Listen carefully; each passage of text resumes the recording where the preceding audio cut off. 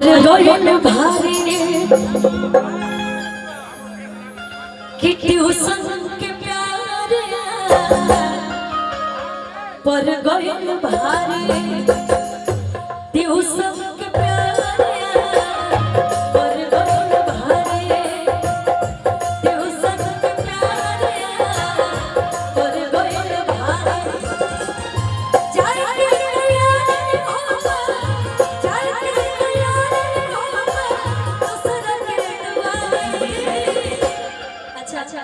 जितने हमारे यूट्यूबर भैया लोग हैं मैं उन लोग से पूछना चाहती हूँ कि के ट्यूशन पे प्यार बताइए हमें बताइए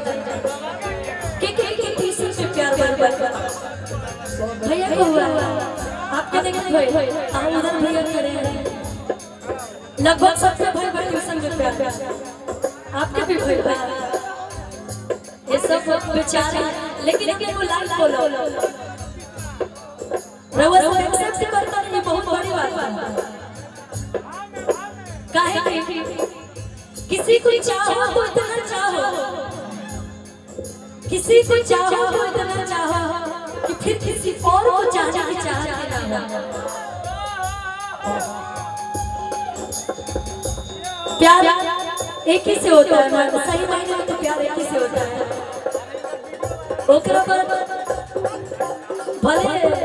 बहुत तक से प्यार होला लेकिन वो प्यार ना होला सच्चा प्यार वही होला जेकरा बिना मन ना लगे अगर ओके तकलीफ हो तो आपके तकलीफ हो तनी मने हमहु जाने प्यार मोहब्बत के बारे में सुनत हमहु देखा तनी मने एक्सपीरियंस हो गइल बा बोले के और हमारे इधर बिल्कु भैया भी हैं उनको तो सबसे ज्यादा प्यार का एक्सपीरियंस है बिल्कु भैया भैया क्लास कर ले कुछ कहेंगे नहीं तुम जो गा रहे हो इसी से हमको एक ही चीज याद आ रहा है सूरज भैया अब भूले को प्यार के गजब है कहानी अब भूले को प्यार के अब भूले को प्यार के गजब है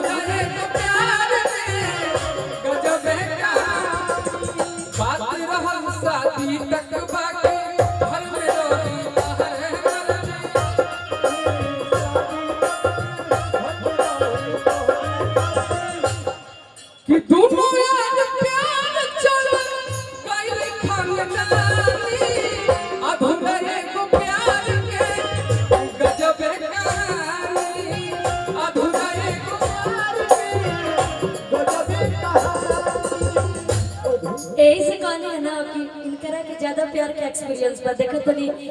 जो आप बोलते भी है ना उसमें भी दर्द झलकता है अगर आप कोई बात बोल भी देते हैं ना उसमें दर्द झलकता है और ये भी ट्यूशन में प्यार किए थे क्योंकि हमें भैया सब बताता है तो हमको बताए थे लेकिन बेचारी से ब्रेकअप हो गया क्या करेगा जिससे ट्यूशन में आप प्यार करते थे ब्रेकअप हो गया ना मुकेश भैया को भी पता है नहीं क्या भाई अभी बतियाओ तड़े क्या हो भैया हमारे से झूठ बोला तरह आप हमसे भी झूठ बोल रहे हैं हमें ये विश्वास नहीं था मैं एकदम दावे के साथ बोल सकती हूँ कि बिक्कू भैया मेरे से कभी झूठ नहीं बोलते हैं ना प्यार करते थे ना अभी कर सही बात कि ट्यूशन के प्यार पर गइल भारी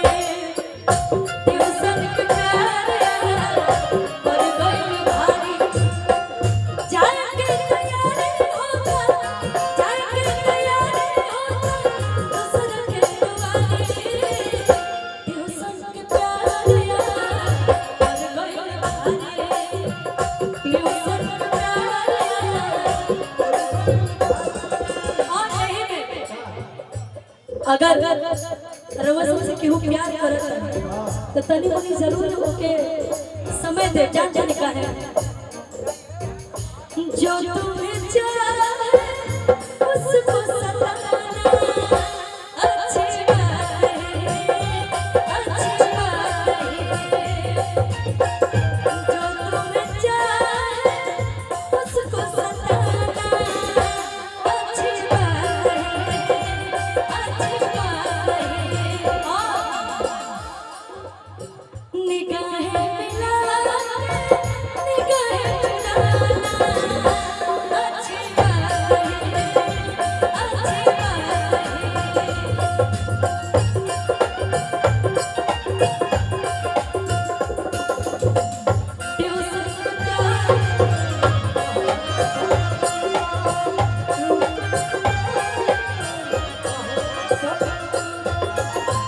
लइकिया लास्ट दिन मिलतिया और अपन सारा दर्द वही जब बयान कर देतिया। अच्छा केकर दिल टूटल बतन बताओ लोग हमरा के। वही पहली लाइन गाई जेकर दिल टूटल बा। सबका दिल टूटा है यार।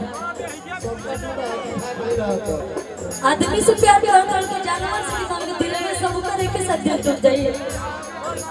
या तो आप लोग झूठ बोल, सबका एक के साथ थोड़ी ना दिल टूटता है।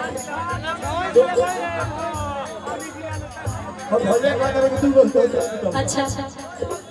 कोई बात नहीं है, दिल टूटा। अब मेहरारू से प्यार करिए, अब की ओर से प्यार मत करिए। एक बार दिल टूट गई तो मेहरारू से प्यार करिए, अब दोबारा कुछ प्यार ना हो के चाहिए। सही बात करें भैया, क्योंकि अंत दाम में वही काम आएंगे। आपकी वाइफ तो ब्याह ना करो, प्रण ले ले बड़ा तो चल जा गोरा बना तो ऐसा मंदिर में बैठ जा। अब कहा दिया ले लिया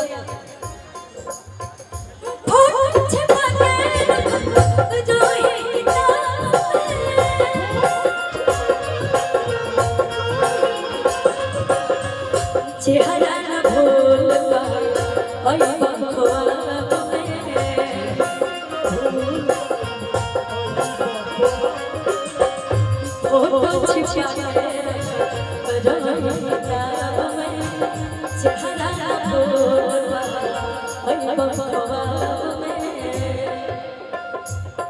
और अक्सर प्यार के दुश्मन वही होते हैं जो आपके सबसे करीबी होते हैं। आपके दोस्त मित्र, दोस्त अच्छे भी होते हैं बुरे भी होते हैं, दोस्त भी होते हैं और दुश्मन भी होते हैं। सही बात है। तब कहला प्यार के दुश्मन भाई, प्यार के दुश्मन भाई, बाबा सारे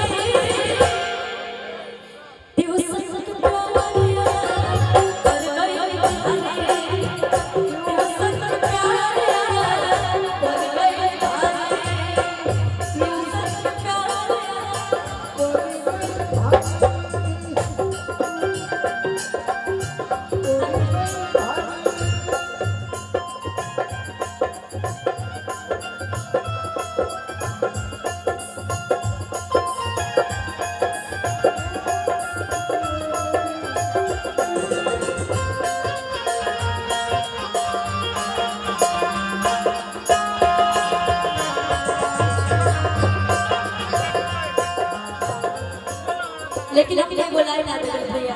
तने ध्यान दे। किस मत में नाना बहिने हमसे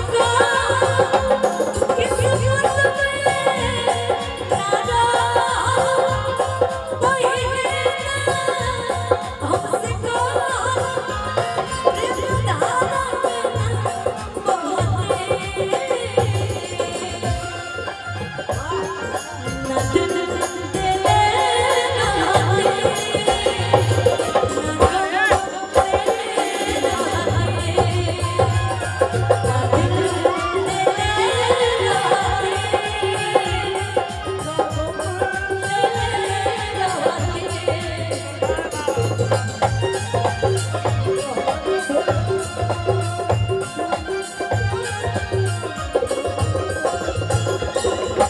और लेके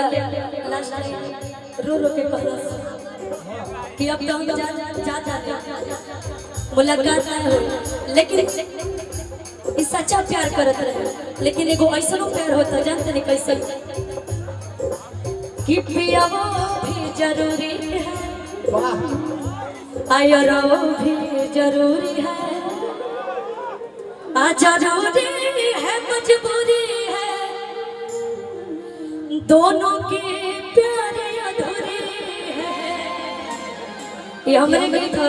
जेकर म्यूजिक डायरेक्टर टिंकू सर यही जबानी और तमाम गीत हमारे बनेले बड़ी बड़ी अच्छा। लेकिन आजकल के ई लड़की जो सच्चा प्यार करत रहे करो रो के अपन कहानी कहतिया,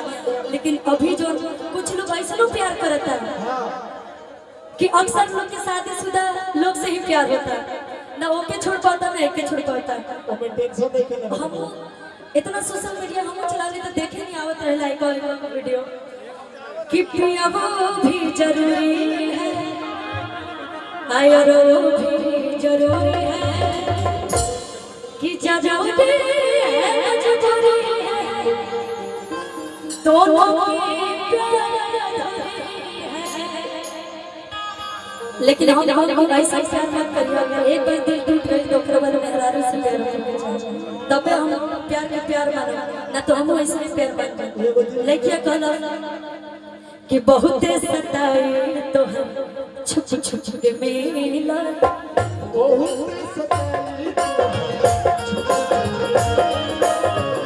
दोसरा के फूल दोसरा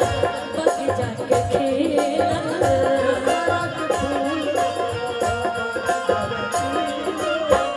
बहुत सताए तो छुप छुप के